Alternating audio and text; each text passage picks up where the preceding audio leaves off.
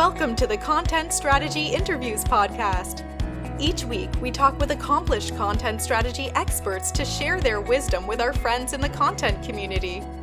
And now here's your host, Larry Swanson.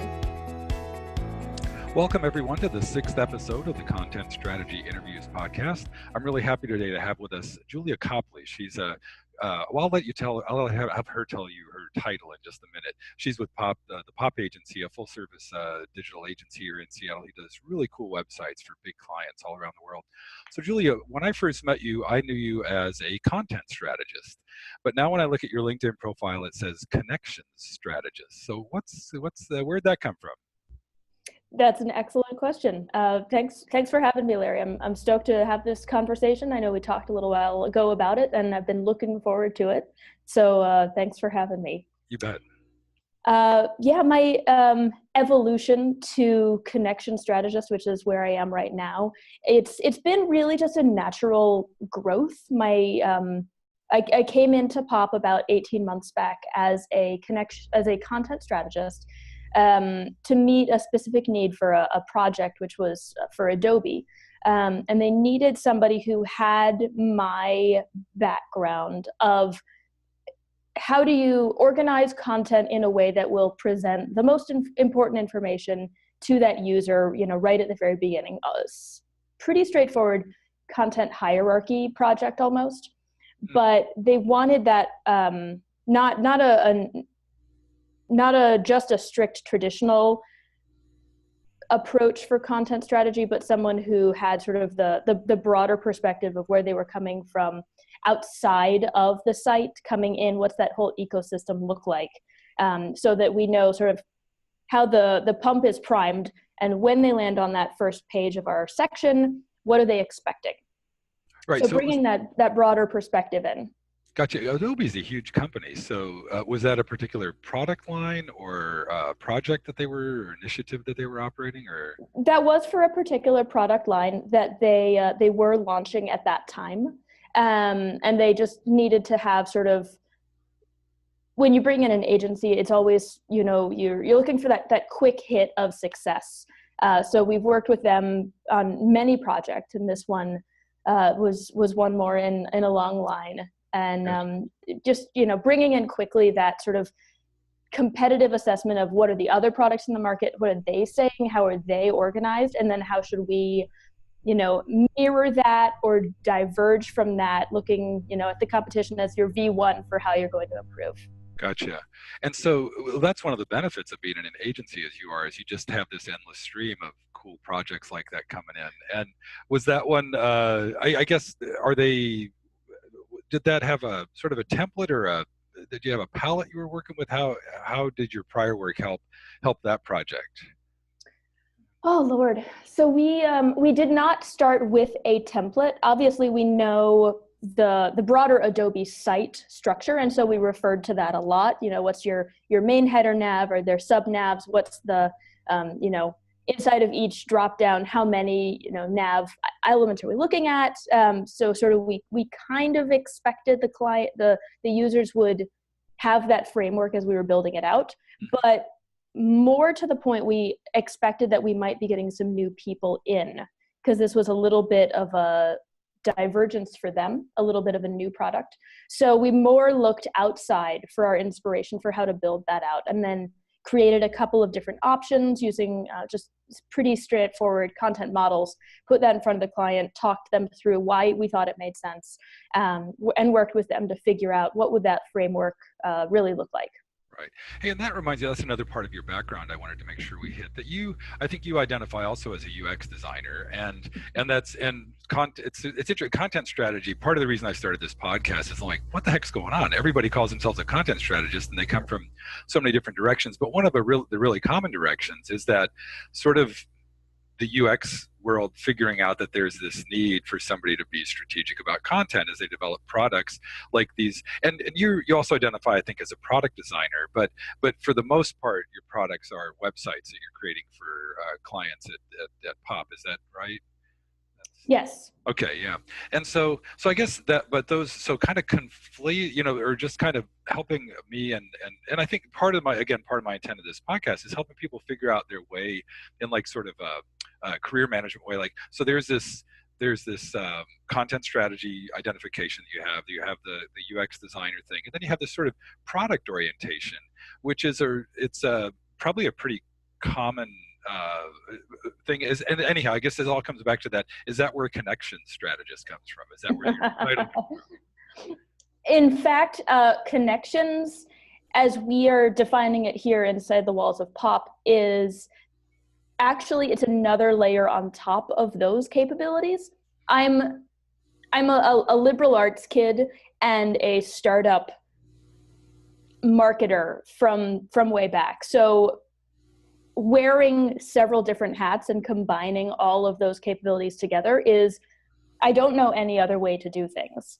I've always been a generalist inside of this sphere, and I try to get stronger on all of those skills, but I'm not going to leave any of them behind. Gotcha.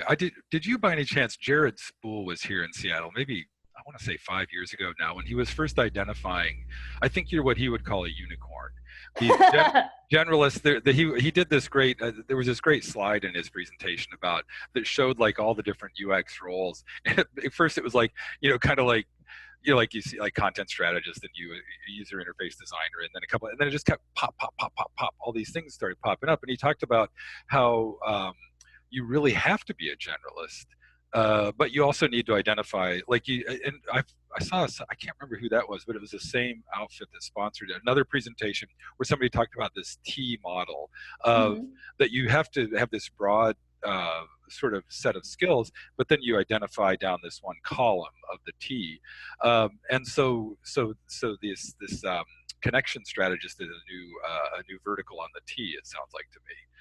Yes, yeah, the connection strategist is, as I mentioned, sort of having that breadth of experience with what that ecosystem looks like. So prior to someone arriving on your site or your experience, doing a bunch of the research, hopefully primary research as well as third party, to understand in aggregate who the personas are that you're going after, and then really like, what are they expecting based on where we think that they were before? Are they, a 40-year-old woman who, is interested in, I don't know, home goods and maybe, weddings and bridal things? That tells us something about what phase of life she's in, what she's interested in, and maybe what channels she hangs out in. I would look for her in Pinterest. I would look for her on Instagram and definitely on Facebook. So if we have sort of an idea of what that ecosystem is, how she came to us, that tells us how to advertise for her, where to make those buys, and a little bit about how to start speaking to her, kind of where we think her psychographics are, emotional and mental. What do you think about things? So that's kind of the connection strategist. You take that research and then you build out a channel connections plan, and then you ideally put it in market and test it and validate those assumptions that you've created, and then you get a pretty robust way to reach your audience in a really cost-effective way. Gotcha. Hey, and this reminds me, when you're talking about the personas there, when I first wanted to have you, realized I wanted to have you on the podcast, was that I saw you at the Seattle Interactive Conference a couple months ago, and you presented a panel on inclusion in product design, and specifically the kinds of projects you're working with. And you and I think it was your boss presented together. Was that who was the coworker? Yeah. Yeah, coworker. Okay, yeah. And you talked about, so like, are your personas? How do you? So it's an interesting thing. Having personas is like a classic UX strategy for informing product design. How have you broadened those? Is it the net you're casting to develop these personas, or is it intentional? Tell me how that manifests. Tell me how you're more inclusive in your sort of product design in general, and maybe persona development in particular. Oh my. So firstly, asking the question of ourselves, simply having the mindset, and this is of course a classic UX thing, like don't assume that you are the baseline for your persona. It's we always like to, you know, take our experiences and generalize them for the whole world. And we always need to remind ourselves that that's not necessarily the case. Your experience is valid, of course, but it may not be shared by as many people as you would like. So really just keeping that present, keeping that real internally inside the walls that's number 0, right? That's your baseline. Above that, to build out personas in a more inclusive way, it's an ongoing challenge. I wish that I had a silver bullet to say that we're, you know, completely successful at it every time, but I think that it's really an ongoing challenge that I see really in the industry as a whole. We're technologists, and we want to build products that improve people's lives in whatever way you're trying to build something. That's the purpose of technology: make life better, make life easier, do a job better. And we are still many times, the products that we are building, the audiences we're going after, are the ones who already have life that's pretty good, right? We are often building for business decision makers who are, you know, C-level or VP level or director level, and we are making products that are useful for them, or informing them of our clients' products that are useful for them, but are, you know, they're not a life or death situation.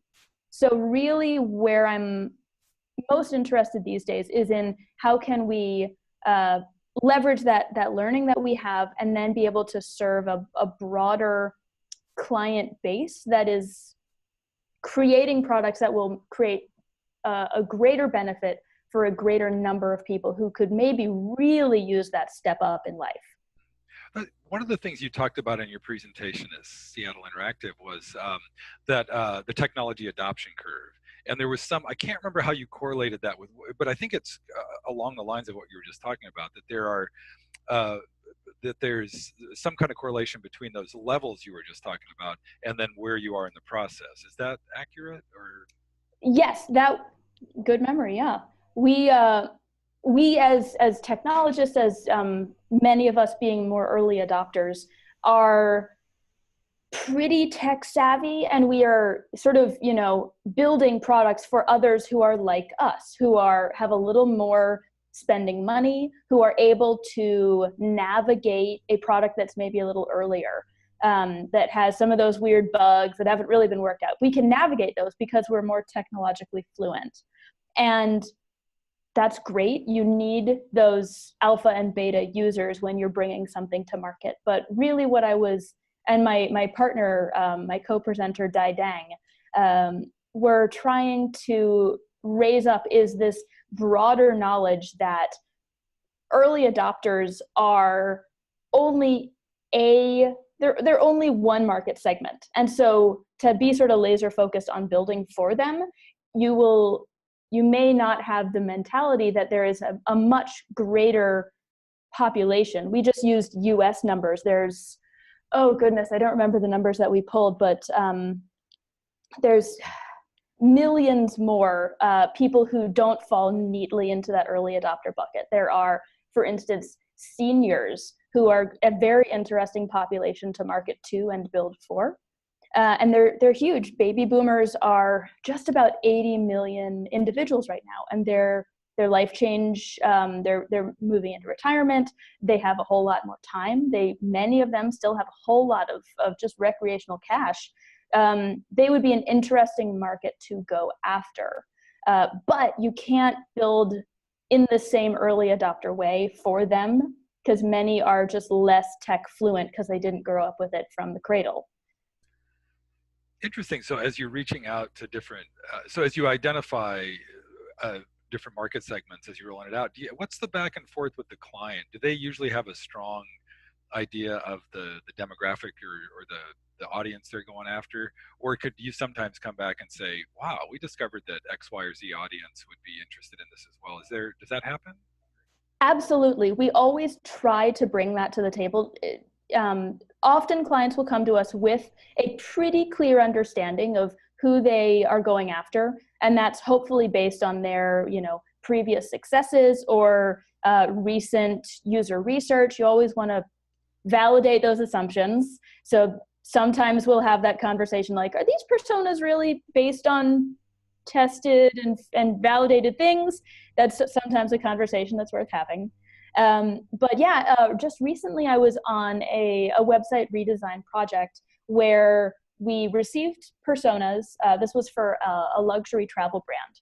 We received personas and they weren't terribly grounded in data. So we were doing primary research, but we went ahead and added on that third-party aggregate research using Audience View, which is a tool we use here to build out those personas. I like them a lot. I recommend them. And it talks about their media consumption habits, their attitudinal research. It's based on Simmons survey data. So it's really robust. I like it. And we brought to this client that third-party research, like, hey, we took your personas and we took the primary research, and then we pushed it out further, and we found some new opportunities that we just want to share with you. And you totally don't have to go after them, but they're growth opportunities that we found and we'd like to share. So we called out groups that would be larger than the one they're going after right now. It being luxury, it's not too many people in that purchasing bucket. So we brought the potential for, hey, there are also people who earn a little bit less, but might be inclined to splurge on a really amazing life event to celebrate maybe a big anniversary, maybe a big birthday. They might be able to justify that luxury travel expense just one time. Gotcha. Well, that's I'm thinking there of that. I think it was like de Tocqueville or somebody said that like most Americans think of themselves as temporarily inconvenient. Embarrassed millionaires. Millionaires, yeah, exactly. And so that's sort of that appealing to them. But that kind of gets to that. I asked you earlier before we started talking, I asked you about like the kind of the culture. Anyhow, there's a whole other conversation we could have around building sort of institutional capability for inclusion and things like this. But it sounds like what you just said. So you're using these sort of what was a tool, Audience View, and tools like that to potentially broaden the audience for that. But it seems to me like this is that broader, having a broader sense of inclusion, not just going after what the client originally asked for. It seems like once you have that as a mindset in the organization, are you finding that you discover more opportunities like that, or more prone to discover opportunities like that just because you've done it a few times before? Definitely, that's a great call out. Building that institutional just capability of, I don't want to call it open-mindedness, but it's more like broadened awareness. Yeah. I think we're all going through that right now. Like everything from like Black Lives Matter to the Me Too, and I think a lot of people are going like, oh, there's other perspectives, and I think this is like one little tiny manifestation of that in organizations like yours. Yeah. Absolutely. I think I alluded to demographics earlier, and I think that demographics. Somebody famous said demographics are destiny, and there's a lot of wisdom in that. Just the sort of the preconceived notions that we bring to our world, the way we experience the world and what we expect from it, including the brands and the things we purchase, what we are expecting. You're seeing this happening really with the millennials right now. The millennials. The oldest of whom are currently 37. Wow. Yeah. I know. That's right. You still think of them as like but yeah. So what's the generation behind them called? Oh Lord. So there's Gen X, which kind of overlaps with millennials, and then you get millennials who can be defined a couple different ways. But I just like the 20-year breakdowns, which it would be born in 1980 to born in 2000. And then behind them, 2000 to 2020, who are being born now, and that would be Gen Z. Got it. Then we cycle back through to the start of the alphabet, or whatever they do. Yeah. It's, but that's it. I'm all of a sudden picturing like this grid of like generation, income level, and then like a third dimension of racial and ethnicity and gender identity. There's all kinds of other axes in there. How much are those? Has that changed, like sort of even when you're doing like a conventional like as close to traditional as you get at pop kind of advertising or media campaign? Even in that world, are you finding more awareness of those different dimensions? You know, like trying to span across what you might initially assign as the demographic you're going after? It's the racial breakdowns, like inside of a cohort or a demographic, are shifting very, very slowly. Like, you know, numbers tick up by single digits. So the millennial generation is the most diverse generation to date. And then Gen Z is going to be even more so, just based on birth rates. But even so, it's only a couple percentage points ahead of where, you know, our parents and their parents before them were. Those numbers just don't shift too much because birth rates are relatively similar in all the groups. That being said, I think that there is more of a mentality of just expecting diversity, more so than is, you know, can be attributed to just which race you are, or you know, what nationality, where your parents were from.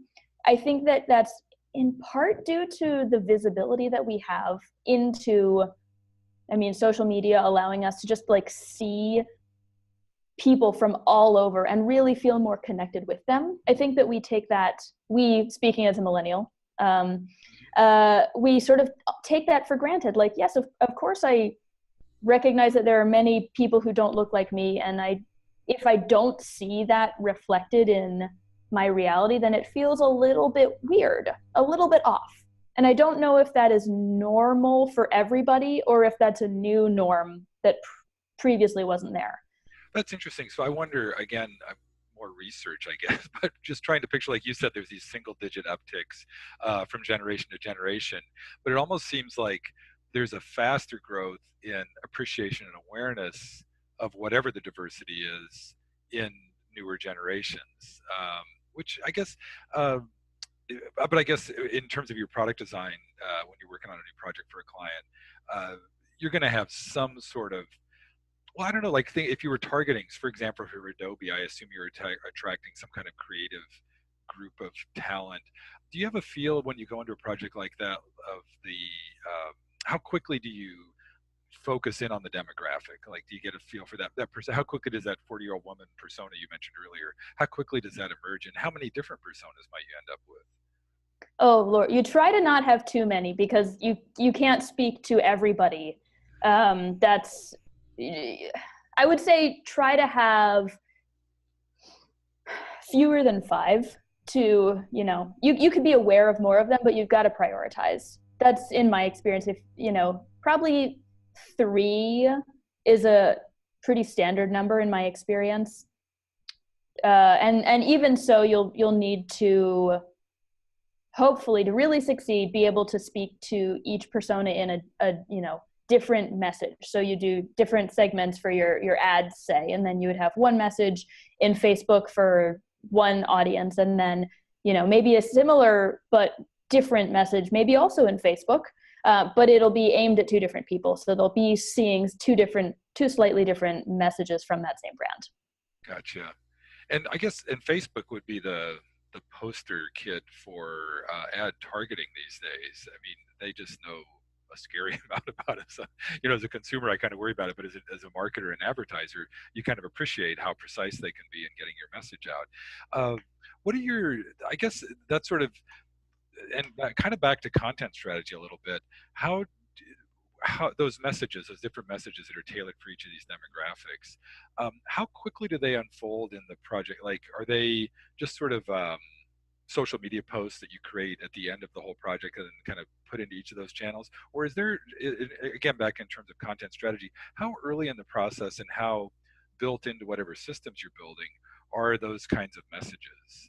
It's like, if you think, I'm thinking of like a message as like a content type. Does that make sense? Yeah, absolutely. We're you don't want to, if you're at the beginning of something and you don't have any real clear preconceived notions, which is always the Platonic ideal, we're not always there, but you don't want to write them too early. I would say you want to start with a solid grounding in what does the brand stand for, and what's sort of the look and the feel and the voice of how they say whatever they stand for. So you want to start there, and depending on if you're totally starting from scratch, that can take a while, or you could just be refreshing something that you already expected, in which case it's more validated and you can move faster. But either way, you need to make sure that grounding is really solid.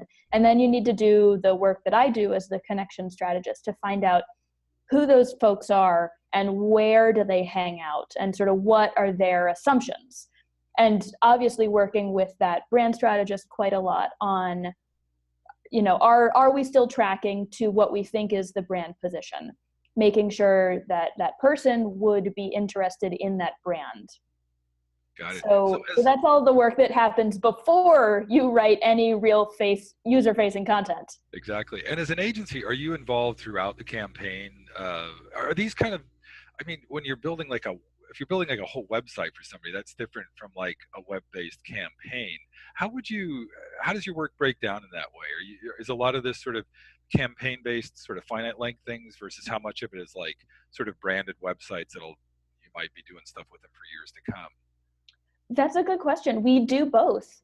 We, like I said earlier, our bread and butter is really in building those websites, either refreshing to bring up to modern standards or building a net new one. We've done some really awesome sort of launch websites for a new product, or we did a couple of shows for Hulu. We built out some campaign experience websites for them, which were groundbreaking for us, and I think groundbreaking for them too, never been done before. So that was a ton of fun. But the work that I do is more in how do we take that experience, like if you build it, they will come. Unfortunately, they don't, unless you tell them about it. Exactly. So my work right now is mainly on how do we connect those dots for people and get them to come to the amazing web experience and enjoy it. Got it.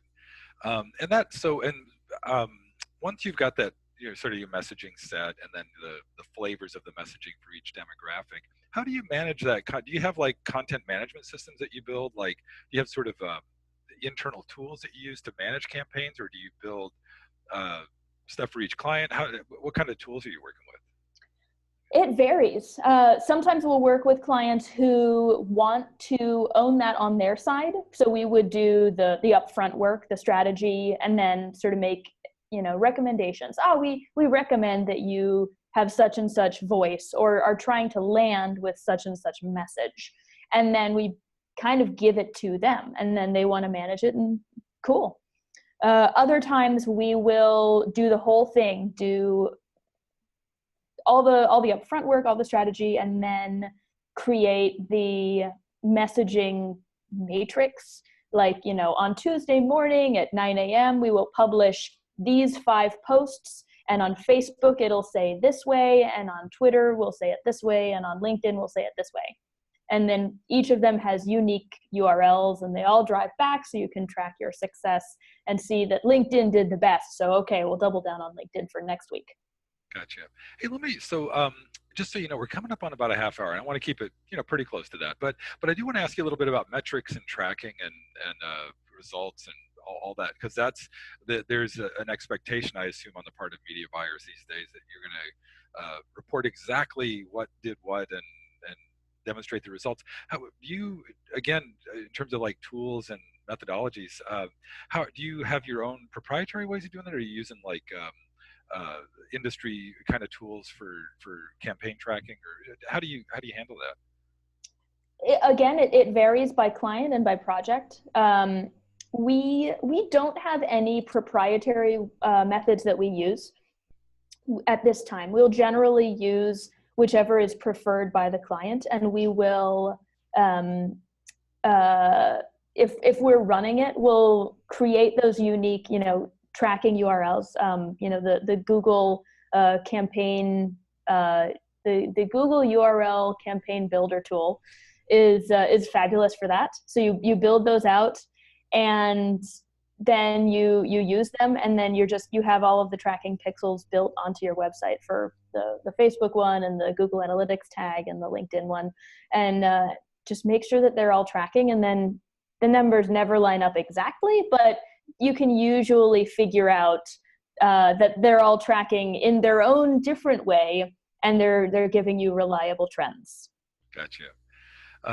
And sort of on that too, I want just old media versus new. There seems to be, I've talked to a number of people lately who don't dismiss metrics and measurement, but they've talked about like how much more important it is to get the story across. And in the terms of like agency work, that's often like the brand story. And are there like higher level measures or different ways that you use to measure sort of brand stickiness or identity, or like whatever it is you're looking to build there? I assume you do some of that branding kind of work. How do you measure branding? Oh gosh, that's that is making me think of this piece that I'm currently sort of thinking through right now, and I hope to eventually get to publish a piece on, which is, are we measuring the right thing? And this is sort of an outgrowth of pieces that I've been reading right now and seeing internally that we're basically, all of the metrics that we have are really attentional. They're, we're trying to get engagement, we're trying to get people's attention, trying to get their clicks, trying to get their newsletter subscriptions. Those are often the KPIs that you really track for indications of interest and indications that someone's on the path to purchase. That's, pretty standard. And I don't know that we are really serving our users in the best way. In aggregate, there's a ton of us who are doing those things, right? Many, many, many marketers, brand strategists, content strategists, all vying for really the finite amount of attention that our audiences have.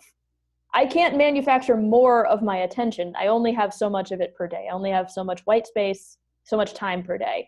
And I feel kind of bad that there are so many good people putting out good things that I do want to pay attention to. My reading stack on my desk is like 10 books deep.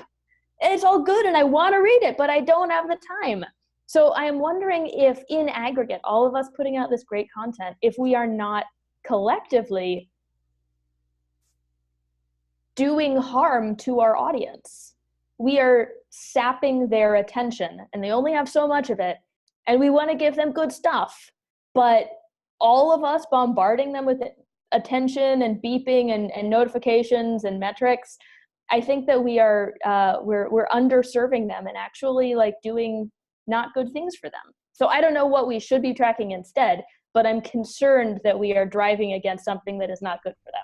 No, that's it. I love that cruel irony that you just set out of like, the more successful we are, the worse we're serving our people. It's like, but that's sort of the generic issue in this attention. Well, I mean, we all have just finite amounts of attention. There's infinite numbers of us out here creating good content to try to get their attention. I don't know, but that's, well, actually, that's a good place, because I'm going to go ahead and wrap it up here, because that's the perfect way. Because part of my intention, we could keep this going forever, but part of my intention in keeping this around a half hour is that I think people's attention is so scarce, and I think we got a lot of good insight here. I want to hold out the option to come back and revisit some of these things we talked about with you.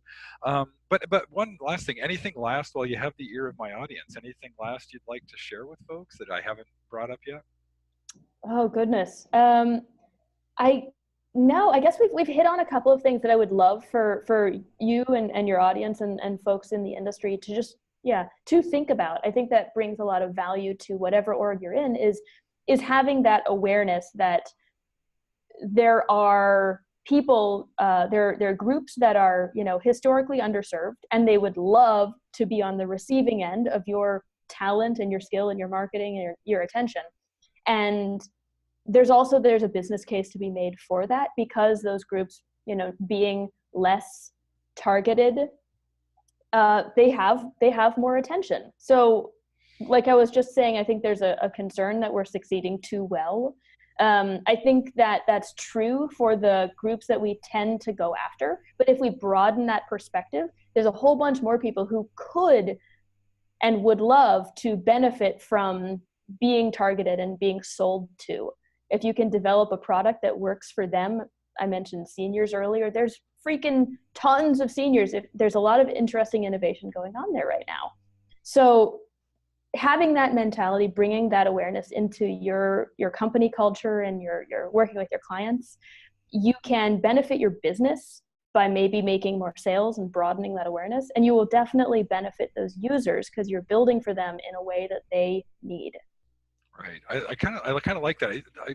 I'm just kind of innately concerned about being marketed to all the time. But if somebody comes to me with just the right message and that's not a chunk of my attention that's been occupied yet, I'm going to be receptive to that. So I totally get that. Well, thanks so much, Julia. Like I said, I hope we can revisit this, and there's lots of other conversations. But for now, thanks so much. And absolutely. Yeah. All right. Cheers. Take care. Thank you for listening. Tune in next week for another content strategy interview.